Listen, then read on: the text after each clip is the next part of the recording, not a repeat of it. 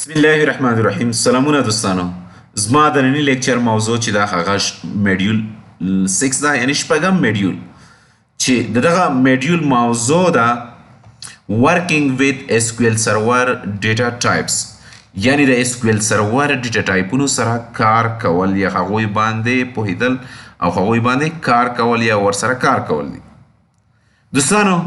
دا میډیول چې دا د درې لیسنز څخه جوړ شوی دا یعنی په درې لیسنز باندې مشتمل ده چې لومړی لیسنز کې به موږ یا به زه ستاسو د SQL سرور ډیټا ټایپونه در وپېژنم. په دوهم لیسنز کې به ستاسو د کریکټر ډیټا ټایپ سره کار کول زده کړئ چې هغې سره موږ څه ډول کار کولی شو، هغې څخه موږ څه ډول ګټه پورته کولی شو یا کار ترې اخیستلی شو. دریم لیسن کې به ستاسو د ډیټ یعنی د تاریخ او ټایم په هکله چې کوم ډیټا ټایپونه دي هغوی باندې به ستاسو پوه شئ، هغوی سره به تاسو کار وکړئ یا هغوی باندې به تاسو کار وکړئ. دوستانو د ماډیول اوورویو ته که موږ راشو نو موږ ویلی شو کله چې موږ وغواړو چې یو داسې کویریز ولیکو چې افیکټیو اوسیږي یعنی تاثیرګذاره اوسیږي، ښه اړخیزه اوسیږي، هغې دپاره ضروري ده چې موږ د SQL سرور په هکله پوه شو چې هغه کوم ډول ډیټا یا معلومات ذخیره کوي. یعنی که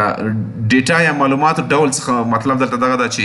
آیا دغه ډیټا کریکټر ده یعنی حروف دي، آیا دغه نومریک ده نمبرونه دي، آیا ډیټ ده تاریخ ده، آیا ټایم ده وخت ده یا نور ځانګړي ډولونه دي، مثلا عکس ده ویډیو ده. دغه ټول ډولونه چې د ډیټا دي دغه SQL سرور په څه ډول ذخیره کوي. دا نه یوازې په هغه وخت کې خورا اهمیت لري موږ ته چې کله موږ ډیټا رااخلو، بلکې د ډیټا ته تغییر ورکولو په وخت کې هم موږ ته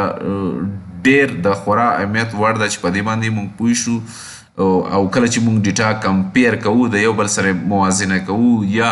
په ډیټا باندې ځانګړي عملیات ترسره کوو نو د هغې دپاره ډیره ضروري ده چې موږ په دغو ډولونو باندې پوه شو چې SQL سرور یې د ډیټا په شکل کې ذخیره کوي. دوستانو په دغه میډیول کې به ستاسو دا هم زده کړئ چې SQL سرور څومره ډولونه ډیټا ټایپس لري تر څو هغه ډیټا ذخیره کړي. په لومړی لیسن کې لکه ما مخکې درته وویلی چې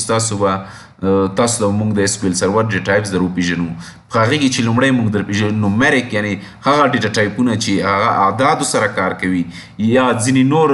ځانګړي ډیټا ټایپونه چې دي هغه به هم در وپېژنو او دا به هم زده کړئ چې موږ د یو ډیټا ټایپ څخه بل ډیټا ټایپ ته موږ څنګه اوښتلی شو یا یو ډیټا ټایپ په بل ډیټا ټایپ باندې موږ څنګه بدلولی یا اړولی شو یا یې کنورټ کولی شو. او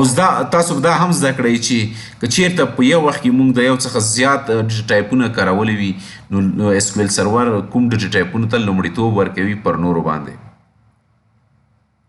په دوهم لیسنز کې لکه څنګه چې مول تاسو به د کریکټر ډیټا ټایپ سره کار کول زده کړئ او دا به هم زده کړئ چې کوم ډول فنکشنونه چې دي هغه کریکټر ډیټا ټایپ باندې کار کوي، هغه کارولو سره موږ څه ډول امتیازات ترلاسه کولی شو. او ستاسو به دا هم زده کړئ چې ډیټ اینډ ټایم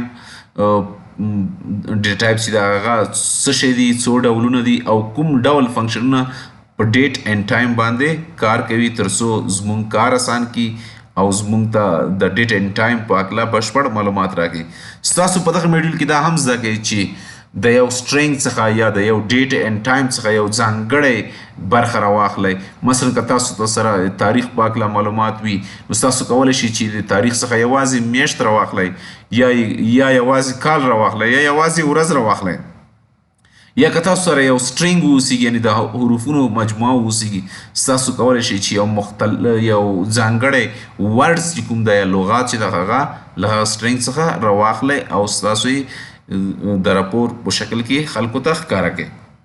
دوستانو که دغه میډیول ستاسو بشپړ که په بریا سره یعنې تر پایه پورې مو دغه میډیول چې د تعقیب کو ستاسو به پوه شئ چې په SQL سرور کې څومره ډیټا ټایپس دي او دغه ډیټا ټایپس چې دي د هغوی پریزیډنس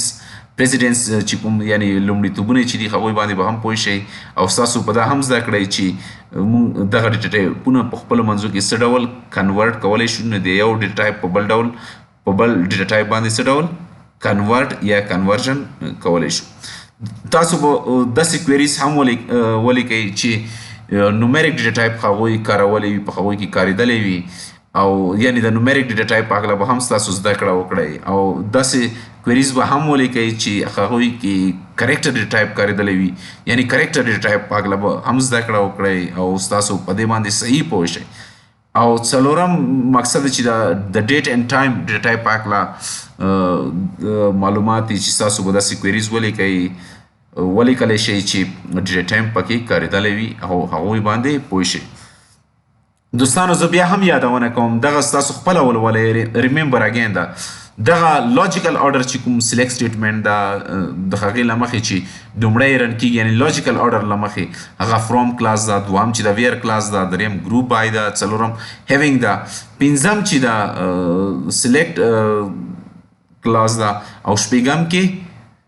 آرډر بای کلاس ده. دغه خورا مهم ده. زه بیا دا تکراروم چې تاسو باید په دواړو باندې سنټکس باندې پوه، یعنې د سنټکس له مخې څه ډول لیکل کېږي او د لاجیکل آرډر له مخې یو کویریز SQL سرور څه ډول ایگزیکیوټ یا رن کوي. دوستانو دغه زموږ د نن ورځې لیکچر موضوع تر بل لیکچر پورې په لوی چښتن سپارم. الله مو مل شه.